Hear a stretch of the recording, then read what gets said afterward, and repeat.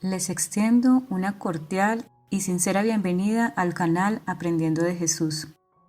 Demos hoy gracias a Dios por su bendición y providencia que llegan a nosotros todos los días. Si hoy estás preocupado o preocupada, pero ya has elevado tu oración hacia Él, confía en que ya ha respondido a tus necesidades. Puede que la respuesta no llegue en nuestro tiempo, pero debemos estar seguros que el tiempo de Dios es perfecto y en su misericordia ha respondido a tu oración. Te invito ahora a escuchar las notas de la hermana Elena G. de White para la lección número 2 de este tercer trimestre del año 2020. Sábado 4 de julio. El poder del testimonio personal. El apóstol San Juan pasó sus primeros años en compañía de los incultos pescadores de Galilea. No gozaba de la educación que proporcionaban los colegios, pero por medio de su asociación con Cristo, el gran Maestro, obtuvo la más alta educación que el hombre mortal puede recibir. Bebía ávidamente de la fuente de sabiduría y luego trataba de guiar a otros a esa fuente de agua que salta para vida eterna. Juan 4:14. La sencillez de sus palabras, el sublime poder de las verdades que pronunciaba y el fervor espiritual que caracterizaba sus enseñanzas le dieron acceso a todas las clases sociales. Sin embargo, aún los creyentes eran incapaces de comprender plenamente los sagrados misterios de la verdad divina expuestos en sus discursos. Él parecía estar constantemente imbuido del Espíritu Santo. Trataba de conseguir que los pensamientos de la gente captaran lo invisible. La sabiduría con la cual hablaba hacía que sus palabras destilasen como el rocío, enterneciendo y subyugando el alma. La edificación del carácter, página 59. Estamos muy rezagados en comparación con el punto donde deberíamos estar en la experiencia cristiana. Estamos rezagados en cuanto a dar el testimonio que debiera ser dado por los labios santificados. Aun cuando estaba sentado en la mesa, Cristo enseñaba verdades que infundían consuelo y valor al corazón de sus oyentes. Cuando su amor habite en el alma como un principio vivo, brotarán del tesoro del corazón palabras adecuadas a la ocasión. No palabras livianas ni triviales, sino elevadoras palabras de poder espiritual. Consejos para los maestros, página 539.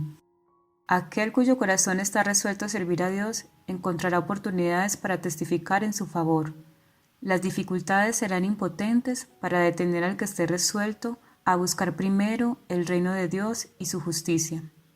Por el poder adquirido en la oración y en el estudio de la palabra, buscará la virtud y abandonará el vicio, mirando a Jesús, el autor y consumador de la fe, quien soportó la contradicción de los pecadores contra sí mismo. El creyente afrontará voluntariamente y con valor el desprecio y el escarnio. Aquel cuya palabra es verdad promete ayuda y gracias suficientes para toda circunstancia. Podemos reposar confiadamente en su solicitud, diciendo: en el día que temo, yo en ti confío. Salmo 56:3. Dios cumplirá su promesa con todo aquel que deposite su confianza en Él. Los Hechos de los Apóstoles, página 372-373. La evidencia más poderosa que puede dar un hombre de que ha nacido de nuevo y que es un nuevo hombre en Cristo es la manifestación de su amor hacia sus hermanos, el hacer las obras de Cristo. Este es el testimonio más maravilloso que se puede aportar en favor del cristianismo y que conducirá a las almas a la verdad. Hijos e hijas de Dios, página 295. Domingo 5 de julio. Los testigos menos pensados. Los 2 endemoniados curados fueron los primeros misioneros a quienes Cristo envió a predicar el Evangelio en la región de Decápolis. Durante tan solo algunos momentos habían tenido esos hombres oportunidad de oír las enseñanzas de Cristo. Sus oídos no habían percibido un solo sermón de sus labios. No podían instruir a la gente como los discípulos que habían estado diariamente con Jesús, pero llevaban en su persona la evidencia de que Jesús era el Mesías. Podían contar lo que sabían, lo que ellos mismos habían visto y oído y sentido del poder de Cristo. Esto es lo que puede hacer cada uno, cuyo corazón ha sido conmovido por la gracia de Dios. Juan, el discípulo amado, escribió: lo que era desde el principio, lo que hemos oído, lo que hemos visto con nuestros ojos, lo que hemos mirado y palpado en nuestras manos, tocante al verbo de la vida, lo que hemos visto y oído, eso anunciamos. Primera de Juan 1, 1 al 3. El deseado de todas las gentes, página 307. Después de sanar a la mujer, Jesús deseó que ella reconociese la bendición recibida. Los dones del Evangelio no se obtienen a hurtadillas ni se disfrutan en secreto. Así también el Señor nos invita a confesar su bondad. Vosotros pues sois mis testigos, dice Jehová, que yo soy Dios. Isaías 43:12. Nuestra confesión de su fidelidad es el factor escogido por el cielo para revelar a Cristo al mundo. Debemos reconocer su gracia como fue dada a conocer por los santos de antaño, pero lo que será más eficaz es el testimonio de nuestra propia experiencia. Somos testigos de Dios mientras revelamos en nosotros mismos la obra de un poder divino. Cada persona tiene una vida distinta de todas las demás y una experiencia que difiere esencialmente de la suya. Dios desea que nuestra alabanza ascienda a Él señalada por nuestra propia individualidad. Estos preciosos reconocimientos para la alabanza de la gloria de su gracia, cuando son apoyados por una vida semejante a la de Cristo, tienen un poder irresistible que obra para la salvación de las almas. El deseado de todas las gentes, página 313. El alma que responda a la gracia de Dios será como un jardín regado. Su salud brotará rápidamente, su luz saldrá en la oscuridad y la gloria del Señor le acompañará. Recordemos pues la bondad del Señor y la multitud de sus tiernas misericordias. Como el pueblo de Israel, levantemos nuestras piedras de testimonio e inscribamos sobre ellas la preciosa historia de lo que Dios ha hecho por nosotros. Y mientras repasamos su trato con nosotros en nuestra peregrinación, declaremos con corazones conmovidos por la gratitud: ¿qué pagaré a Jehová por todos sus beneficios para conmigo? El deseado de todas las gentes, página 314. Lunes 6 de julio. Proclamando al Cristo resucitado. Una luz resplandecía en derredor de la tumba, pero el cuerpo de Jesús no estaba allí. Las mujeres temieron, se dieron vuelta para huir, pero las palabras del ángel detuvieron sus pasos. No temáis vosotras, les dijo, porque yo sé que buscáis a Jesús, que fue crucificado. No está aquí, porque ha resucitado, como dijo. Venid, ved el lugar donde fue puesto el Señor, e id presto, decid a sus discípulos que ha resucitado de los muertos. Volvieron a mirar al interior del sepulcro y volvieron a oír las nuevas maravillosas. Otro ángel en forma humana estaba allí y les dijo: ¿por qué buscáis entre los muertos al que vive? No está aquí, mas ha resucitado. Acordaos de lo que os habló cuando aún estaba en Galilea, diciendo: es menester que el Hijo del Hombre sea entregado en manos de hombres pecadores y sea crucificado, y resucite al tercer día. Ha resucitado, ha resucitado. Las mujeres repiten las palabras vez tras vez. Ya no necesitan las especias para ungirle. El Salvador está vivo y no muerto. Recuerdan ahora que cuando hablaba de su muerte, les dijo que resucitaría. ¿Qué día es este para el mundo? Prestamente las mujeres se apartaron del sepulcro y con temor y gran gozo fueron corriendo a dar las nuevas a sus discípulos. El deseado de todas las gentes, página 732-733. Suponiendo María que se trataba del hortelano, le suplicó que si se había llevado a su Señor, le dijeran dónde lo había puesto para llevárselo ella. Entonces Jesús le habló con su propia voz celestial diciendo: María. Ella reconoció el tono de aquella voz querida y prestamente respondió: Maestro, con tal gozo que quiso abrazarlo. Pero Jesús le dijo: no me toques, porque aún no he subido a mi Padre. Mas ve a mis hermanos y diles, subo a mi Padre y a vuestro Padre, a mi Dios y a vuestro Dios. Alegremente se fue María a comunicar a los discípulos la buena nueva. En esa ocasión no estaba presente Tomás, quien no quiso aceptar humildemente el relato de los demás discípulos, sino que con firme suficiencia declaró que no lo creería, a no ser que viera en sus manos la señal de los clavos y pusiera su mano en el costado que atravesó la lanza. En esto denotó Tomás falta de confianza en sus hermanos. Si todos hubiesen de exigir las mismas pruebas, nadie recibiría ahora a Jesús ni creería en su resurrección. Pero Dios quería que cuantos no pudiesen ver ni oír por sí mismos al resucitado Salvador, recibieran el relato de los discípulos. No agradó a Dios la incredulidad de Tomás. Cuando Jesús volvió otra vez a donde estaban sus discípulos, hallábase Tomás con ellos, y al ver a Jesús creyó. Entonces Tomás exclamó, Señor mío y Dios mío. Pero Jesús le reprendió por su incredulidad, diciendo, porque me has visto, Tomás, creíste. Bienaventurados los que no me vieron y creyeron. Primeros Escritos, páginas 186-187.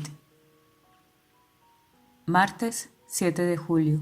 Las vidas transformadas marcan la diferencia. En la vida del discípulo Juan se ejemplifica la verdadera santificación.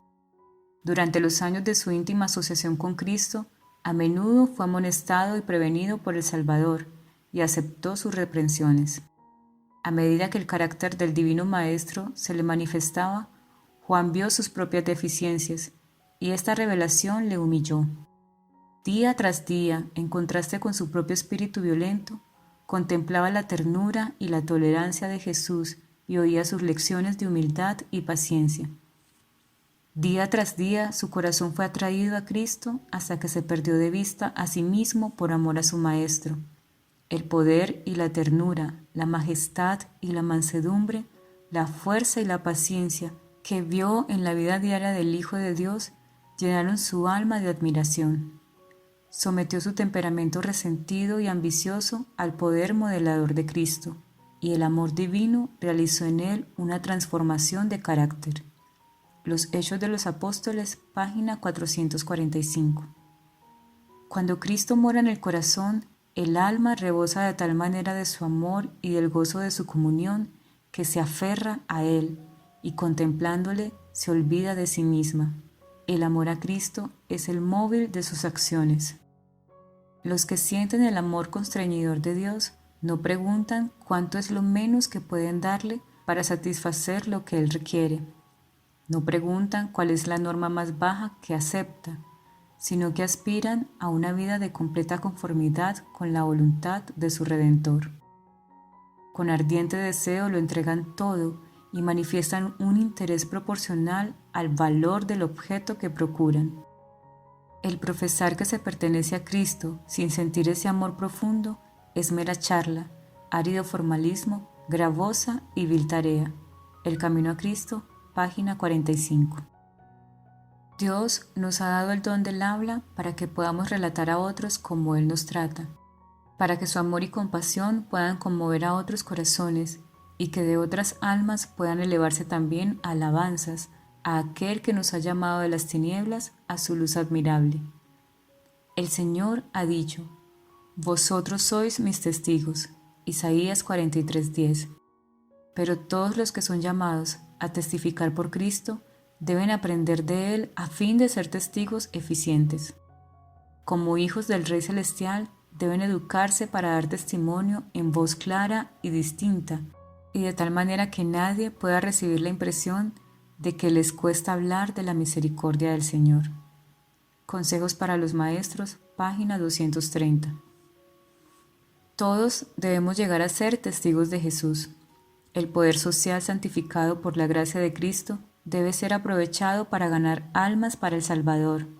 Ve al mundo que no estamos egoístamente absortos en nuestros propios intereses, sino que deseamos que otros participen de nuestras bendiciones y privilegios. Dejémosle ver que nuestra religión no nos hace faltos de simpatía ni exigentes. Sirvan como Cristo sirvió, para beneficio de los hombres, todos aquellos que profesen haberle hallado. El deseado de todas las gentes, página 127. Miércoles 8 de julio. Compartir nuestra experiencia. En la religión verdadera no hay egoísmo ni exclusividad. El Evangelio de Cristo es expansivo. Se lo describe como la sal de la tierra, como la levadura transformadora, como la luz que alumbra en un lugar oscuro. Es imposible que alguien retenga el amor y el favor de Dios y disfrute de comunión con Él, y no sienta responsabilidad por las almas por las cuales Cristo murió, que se encuentran en el error y en las tinieblas, y que perecen en sus pecados. Si los que profesan ser seguidores de Cristo no resplandecen como luminarias en el mundo, el poder vital los abandonará y se volverán fríos y sin la semejanza de Cristo. El embrujo de la indiferencia se apoderará de ellos, junto con una mortal pereza espiritual que los convertirá en cadáveres en lugar de representantes vivientes de Jesús. Todos debemos levantar la cruz y asumir con modestia, humildad y sencillez intelectual los deberes que Dios nos asigna, para realizar esfuerzos personales en favor de los que nos rodean y que necesitan auxilio y luz. Todos los que acepten estos deberes gozarán de una experiencia rica y variada. Sus propios corazones irradiarán fervor y serán fortalecidos y estimulados para hacer esfuerzos renovados y perseverantes con el fin de obrar su propia salvación con temor y temblor, porque Dios es quien obra en ellos tanto el querer como el hacer según su buena voluntad. Cada día con Dios, página 209. Cuando el Espíritu de Dios se posesiona del corazón, transforma la vida. Se desechan los pensamientos pecaminosos, se renuncia a las malas acciones. El amor, la humildad y la paz ocupan el lugar de la ira, la envidia y las rencillas. La tristeza es desplazada por la alegría y el semblante refleja el gozo del cielo. Nadie ve la mano que levanta la carga ni cómo desciende la luz de los atrios celestiales. La bendición llega cuando el alma se entrega a Dios por fe. Entonces, ese poder que ningún ojo humano puede ver, crea un nuevo ser a la imagen de Dios. Mente, carácter y personalidad. Tomo 2, página 791. El verdadero cristiano comprenderá lo que significa pasar por serios conflictos y por pruebas, pero crecerá firme y constantemente en la gracia de Cristo para hacer frente con buen éxito al enemigo de su alma. Por momentos las tinieblas le oprimirán el alma, pero la luz verdadera resplandecerá.